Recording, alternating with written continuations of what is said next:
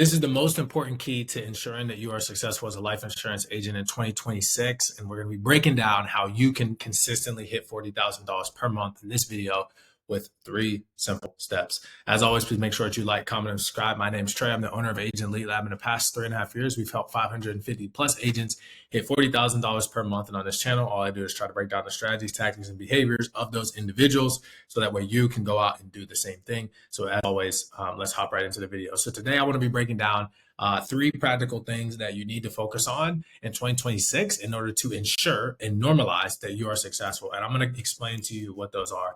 Number 1 is going to be consistency in mindset. Number 2 is going to be finding the right lead vendor. And number 3 is going to be doubling down on what's working. All right, so we're going to go with number 1, okay? Consistency and mindset. Now, what does this actually mean, okay?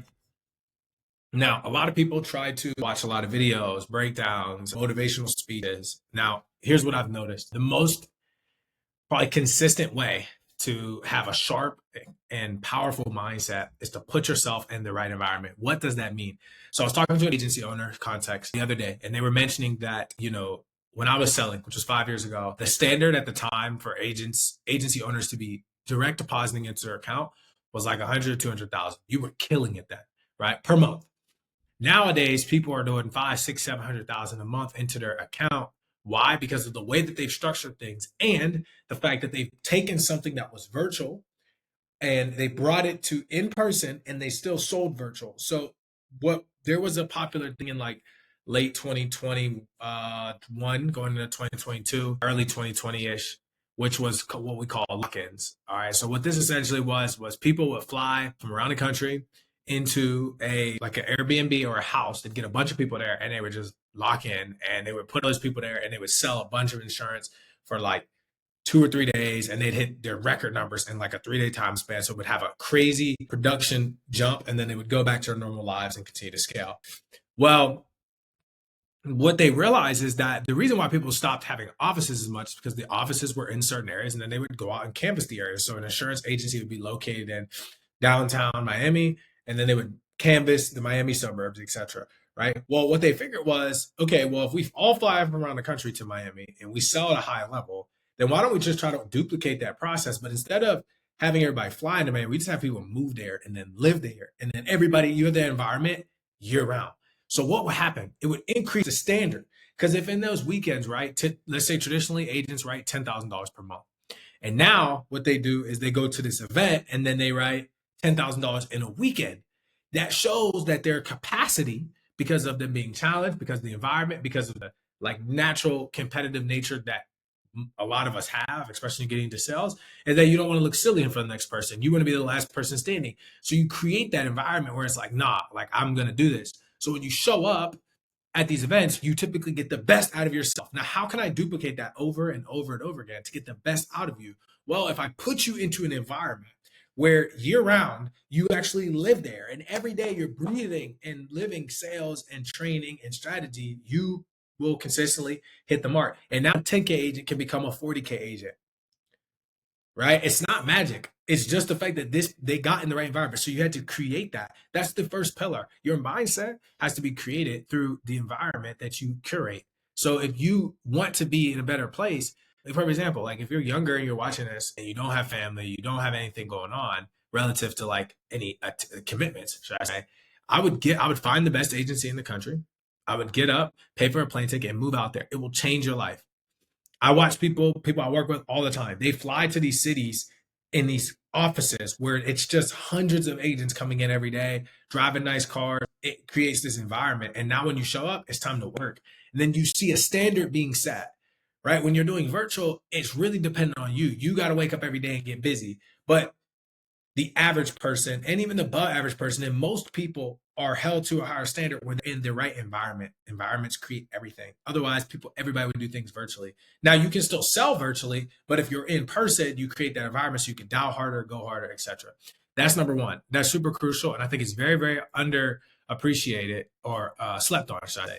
So we'll do that one. That's first. Consistency and mindset. The only way you can get that is by being around other people. Second thing, finding the right lead vendor. Now, this is something that I can speak on just because I run a lead company, and why I think even if it's not me, you need to find somebody that you can trust, that you can build with. I talked to a gentleman last night on the phone, potential client. We have a call today, and he kept saying over and over and over again, I'm really tired of searching for options. I just want to find somebody that I can work with for the long haul. And what I tell people is, here's the things to look for. Don't base it off of 1 pack of leads, 2 pack of leads, 3 pack of leads. Honestly, give every company at least 1 month, 1 full month. You buy 1 pack of leads, you don't really know what you're getting. I don't care what anybody says. You could have the amazing pack, you have a bad pack. You work on them for over a month, and then you work the leads for a month, you get a true understanding. When I started, I only did monthly packs. Now we do weeks just because we have enough people. We feel very confident in our product and our delivery. But I say that because if you are an agent trying to work with a lead vendor or a lead company, you need to work with them for a longer horizon. And if I lose business by this, it's okay. I'm not tripping. I want to really help and serve you all. So, if you go to another company, even if it's not mine, totally fine. You go to another company, give them a month, right? Give them at least a month. If you sign a 3-month contract for somebody's process, go through the full 3 months. Don't judge them too early. Wait to see what actually happens, right? Get a result, and then look at it and say, like, this is what I actually paid for. And then lay it out on paper, and then make a decision on, okay, the way, what were the pros? What were things that I could do next time better in my situation? Now, that's important because when you're trying to find the right lead vendor, you need to also assess like what you're getting yourself into, right? I had 2 people. Gentleman yesterday kept saying, "Hey, I want to do this. I want to do this." Second person, I just did cute. I was like, "Hey, man." He was like, "I want systems built, AI bots," and I've done and tried all that, and I don't think there's anything wrong with it. I think it's better at scale when you actually have a business, but when you're doing it for one person, there's too many variables, and people just want to be lazy. And like, we're not promoting laziness. Like, you're going to get the leads. They're going to be really good. You're going to call them. You're going to work them. You're going to make sales. We're not going to do all this other fancy stuff because it's really not necessary for the bottom line of like, you still have to work. There's no shortcut to working. If you think that you're going to wake up and your schedule's going to be full and you don't actually have to do anything, you don't have to train anybody, you don't have to put processes in place, like, you are kidding yourself. And if you do think that that's possible and you do want to have that, you're going to have to pay so much money, more than you would if you just work the lead, because you're going to have to pay for the lead. You're going to have to pay for a set. You're going to have to pay for follow-up. You're going to have to pay for systems. You're going to have to train those people to do what you want them to do, because I can give you an appointment setter or whatever. And if they don't do the things the way you want them to, they won't. Most people just want to say, oh, I want to pay 10 grand and just make everything happen. It's like, bro, there's no business in the world like that. Like, it's just impossible. You have to put the work in. You have to get the systems. You have to do it. Even if you buy the help and assistance of somebody, you have to work with them to do it. And when you do that and you're a solo person, there's really no benefit in you dropping that much money, because somebody's not going to spend all that time on one person. It's too volatile. Meaning that, like, if one thing goes bad, if you're not good at selling, if you're not performing well, you're going to blame the person doing the service, and it's not their fault, right? And I know that being on both sides. Like, it's like, oh yeah, man, well, they didn't deliver their end. And it's like, well, relative to what? Because input output says you were supposed to do this and you didn't do this, and they did do their part. So now is it their fault that that outcome's not happening? Because at the end of the day, if their job was to get you leads or to get people booked, your job is to do the other things. You can't have people book and be like, well, the AI and everything's supposed to be everything. I'm just going to show up and they're supposed to be ready and I have to sell them. It's like, that's a pipe dream. So you need to find a lead company, lead vendor, lead marketing company, marketing agency, something that fits with you. And there's pros and cons to each. So if you go with more of a marketing organization, understand that you're going to have to really tune in, on the behavioral data of the clients that you're serving, right? Are you serving a final expense-based client? Are you serving a mortgage protection-based client? Are you serving an IUL-based client? Are you serving an annuity-based client? Are you serving a XYZ custom niche, whatever it is? And then each of those will have their own set of objections, like traits that you have to overcome and things that you're going to have to learn. You're developing your own lead type. Typically, when you're working with a marketing company, they're giving you overall marketing themes. You have to come and explain how the offer works relative to what you're doing. So if you don't know the offer, you don't know the target demographics, and you're just somebody who's like, yeah, do this and run some ads, it's why it fails. Because you're not thinking like a business owner, you're just thinking like a salesperson, which is fine, but salespeople just need leads. Salespeople don't need business structure and infrastructure. That's not what you need. You just need leads. If you want to think like a business owner, you have to move like a business owner and then put and strategize properly, right? And understand that this is what I'm looking for.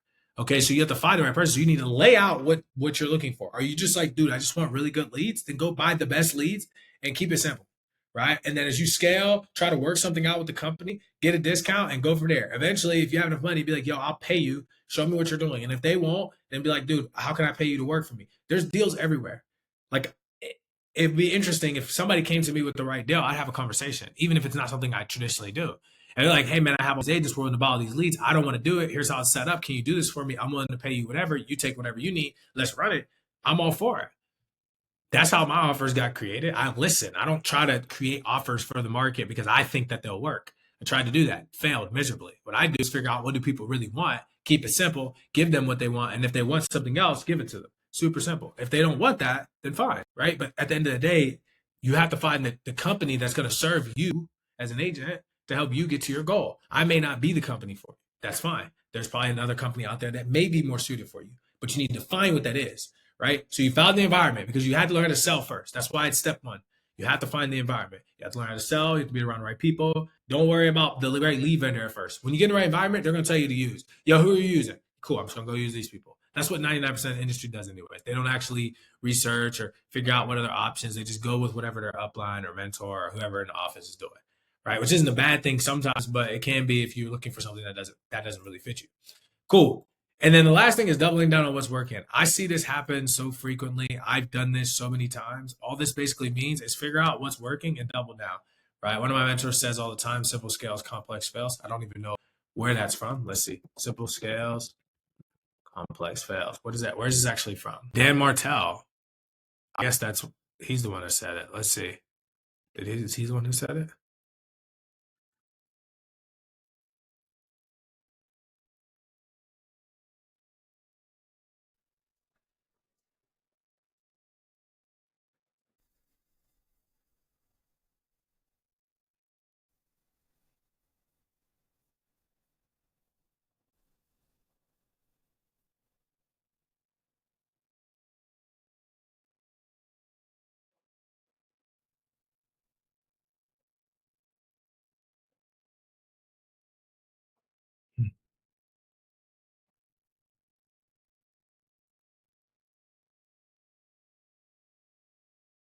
See, I didn't been companies for a while, and I've never even watched that full video, but I've heard that from my mentor plenty of times.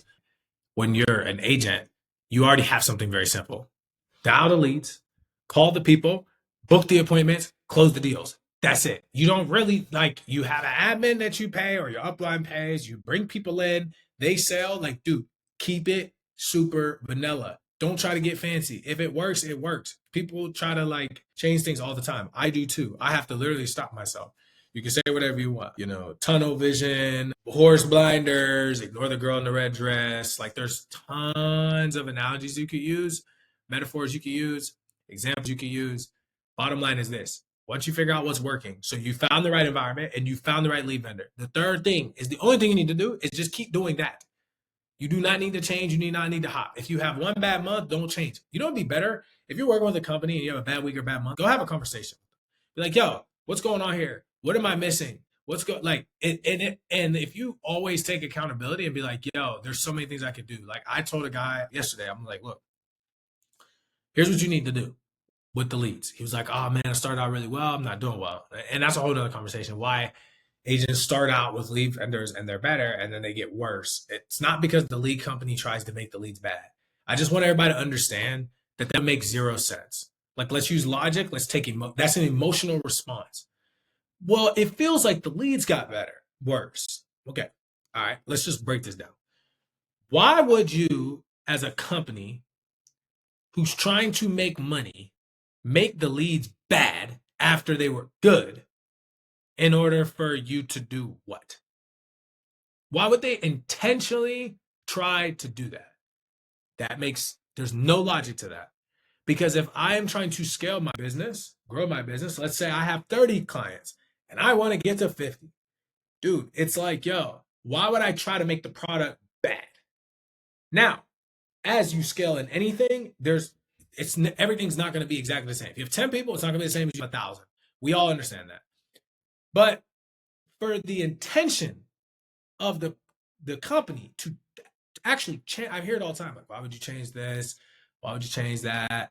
What's going to happen? It's like, look, that would make zero sense because I make money when you buy more of what I have to offer. It doesn't matter what the company is. Lead vendor, doesn't matter. Any company as they scale. That would be reverse psychology.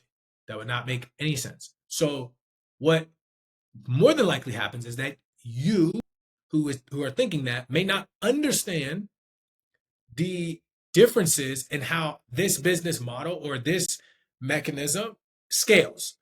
Chick-fil-A, for example. I don't know the actual thing. Let's just see here real quick because I don't want to talk out of my neck. Now, not having real chicken, and why did this happen? I mentioned this in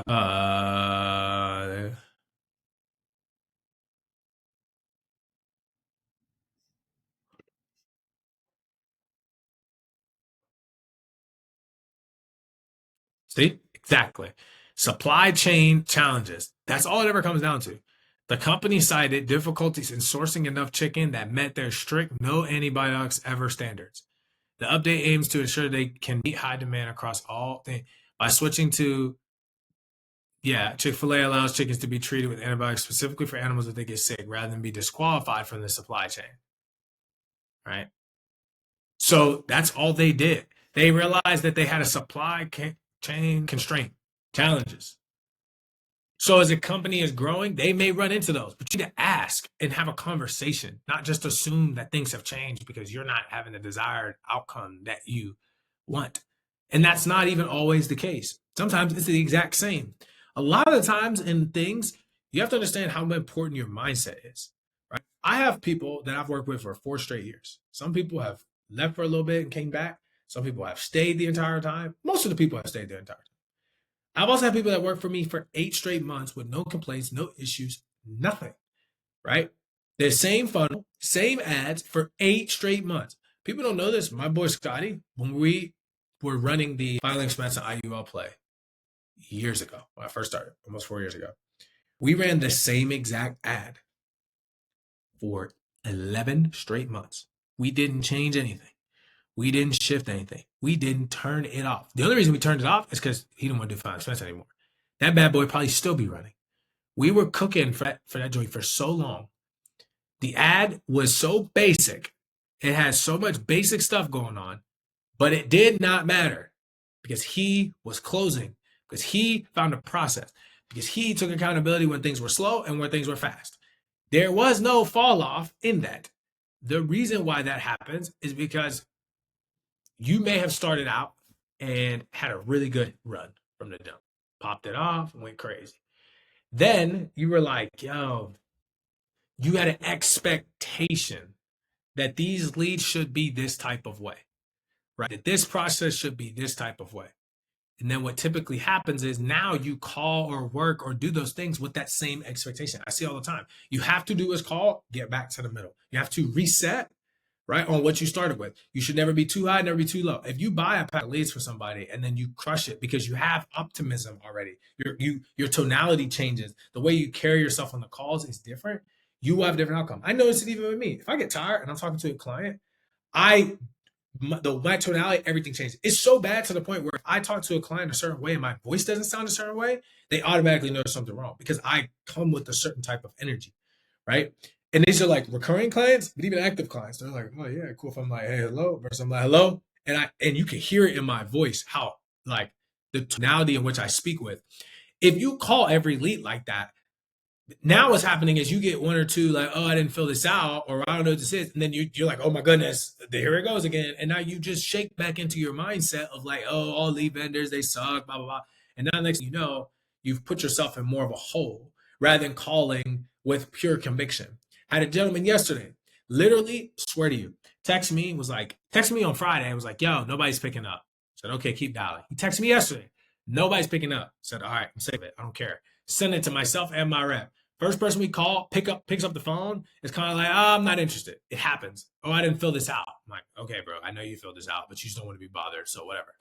Hangs up. I don't get bothered by those things either because I understand how ads work. I know that people click stuff and they do fill it out, and then it autofill. They'll have like some part of it that may autofill, but they did fill it out. And you're not just like waking up and they're just like pumping your information into somebody's form, especially when we have open-ended questions. So then I call 2 more people. The next person picks up. She knows exactly what it is. We start talking. She just hangs up. I'm like, all right, she's being weird. Mine for these leads are like almost a week old at this point. No worries. I sent him the loom. I texted him. I said 2 people have answered out of the first 5 we called. He only has like 12 or 13 leads, something real low. He texts me 45 minutes later and says, I've closed 2 deals. I closed the deal, his and hers, for $2,500.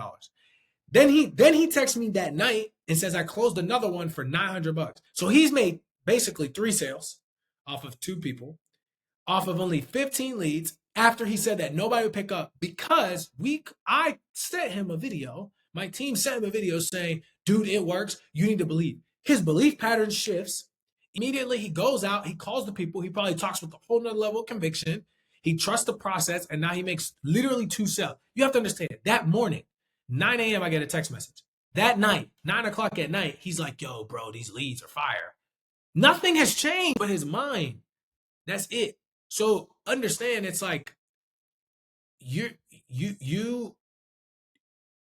when you find something that's working and you find that company, you have to double down on it and just believe. Bro, there's going to be bad weeks, good weeks. You're going to go maybe 50 leads and not make a sale. Dude, that's just a part of it. It's like there's times that happens. But this is why tracking your data, this is why being unemotionally attached is so important, because now you've created a solid structure for how you look and view the things that are happening in your life, specifically for being a life insurance agent, right? So now you're just doubling down on what's working. And then what happens is you ignore all the other stuff. You have a bad week or a bad pack and you say it's okay. You have another bad pack, you say it's okay. Maybe I should have a conversation, right? Hey, remind me again, just so I can prepare myself. What are the other people doing that are successful?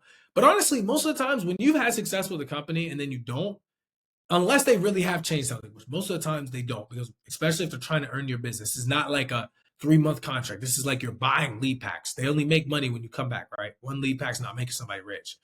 So what happens is, what you'll typically see is that you just need to take your Google Sheet that's red or whatever, or your CRM, take all the notes out, scrape it. Start over like you were buying a pack of semi-aged leads. Redial through them with no color coding. I'm willing to bet you any money. I have a video where I compare to some agents have success. It literally is a Google Sheet for those that want to watch. I forget what it's called, but it's basically like breaking down the difference of mindset of like a top producer and a non-top producer. And I literally show you their Google Sheets, the way that they're color coded, the way that they're highlighted, the whole 9 yards. The purpose of me doing that is one person, when they clock into their Google Sheet, they can automatically see, green, they can see yellow, they can see white. That tells them in their mind that, oh, we're gonna have a good day. You are subconsciously planting in your mind what you want to see. You want to see booked appointments, which is typically yellow, and green, which is sales, right? You do not want to see red, purple, black. You're like, dude, looking at the sheet, like, this looks horrible, right? Put all those in a different tab. These are small, little, subtle nuances, going back to the environment, that you can curate to increase the likelihood that you have success. Because all in the things that you say, how you say them, how you overcome objections, and what you believe. Because I can give somebody leads that are a year old. If they are brand new to the business and their back is against the wall, meaning like literally, they're like, dude, I have bills that I need to pay. I just started, it's April 14th. I got to pay bills by May 1st. Bro, they will figure it out. I'm only saying that because that was my situation. I'm like, yo, cool. Called these leads, dang near cried, felt super embarrassed, called my mom, looked like a joker in front of my wife or a girl at the time. I'm like, yo, I don't know how to do this. And I was like, all right, well, what's one thing I do know how to do? It's like door knock. Like, I'm just going to go door knock. First person I door knock, by God's grace, sale.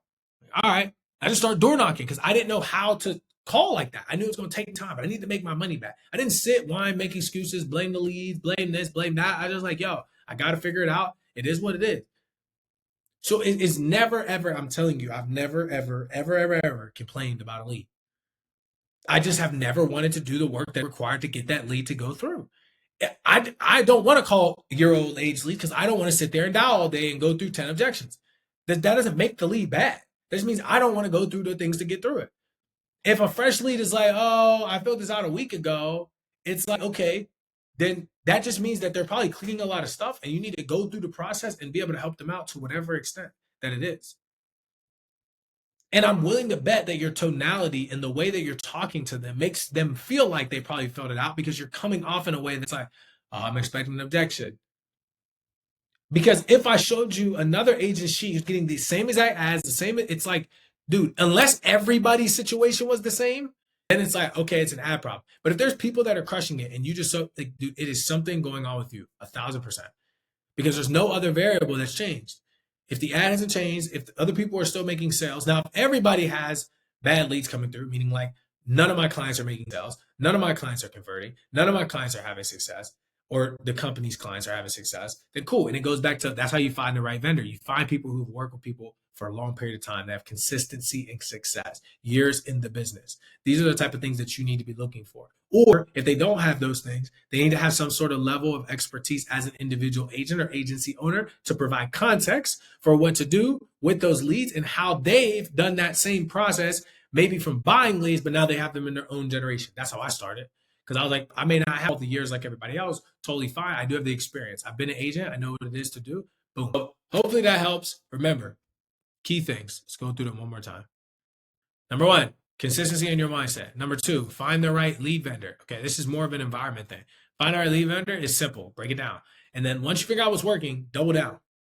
Once you know that you're in the right environment, you're on the right team, and you have the right lead company, dude, double down and make bread. When it's working, pump the gas. Because it's not always going to work like that. It's just not. It doesn't matter what it is. Like, you're not always going to have the best month ever. You're not always going to have the worst month ever, bro. You just got to keep going. You know what I mean? Like, you just got to keep going. It's worth finding the person. People are like, I don't know. I keep trying. It's like, bro, it's worth trying. What other option do you have? You don't have no other option. There's no other option. If you're a life insurance agent, you have to buy leads. So why not find the right company? Why not try the companies until you find the one that works for you? And don't try one based off of like, oh, I'm going to try. Go for the best thing they have. If a company, if you're making 30, 40, 50 grand a month and one company that's charging 20 grand, I don't charge 20 grand, but it doesn't matter. Let's say a company is charging 20 grand and they have what you think you want. Dude, drop the money, bro. You'll make it back. You're a sales rep. Like, dude, worst case scenario is, let's say you were running age leads and you're nervous getting a fresh. I had a guy yesterday who was like, dude, I run age. I tried your age. It didn't work. Like, brother, it's age leads. What do you mean you tried it? Like, what?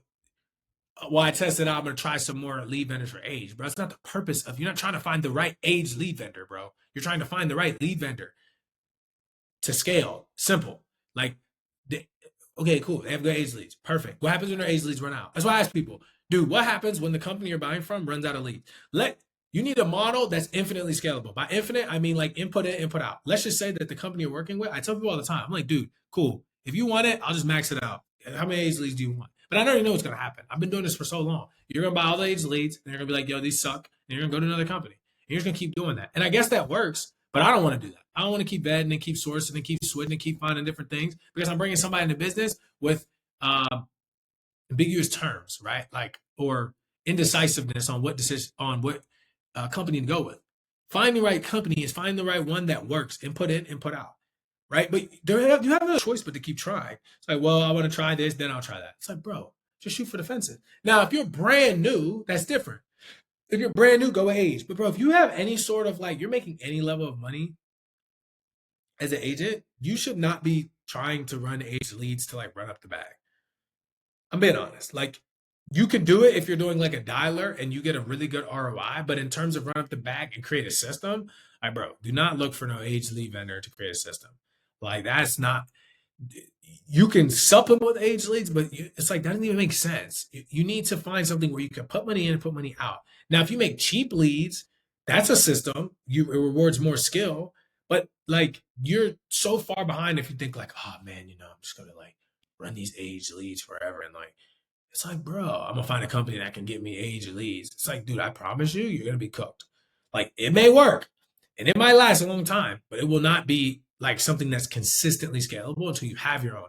Now, if you have your own age lead system that you're creating from your fresh leads, that's a whole different story. But most people don't even get there, right? So that's why you have to find the right lead vendor, lead company, marketing company, whatever you want to call it. And then genuinely doubling down on what's working is probably the most like slept on thing ever, because simple truly scales and complex fails. So if you keep things simple and you just double down on what's working, you will make significantly more money. So as always, please make sure that you like, comment, and subscribe. Go to the website. It's leadlabcrm.com.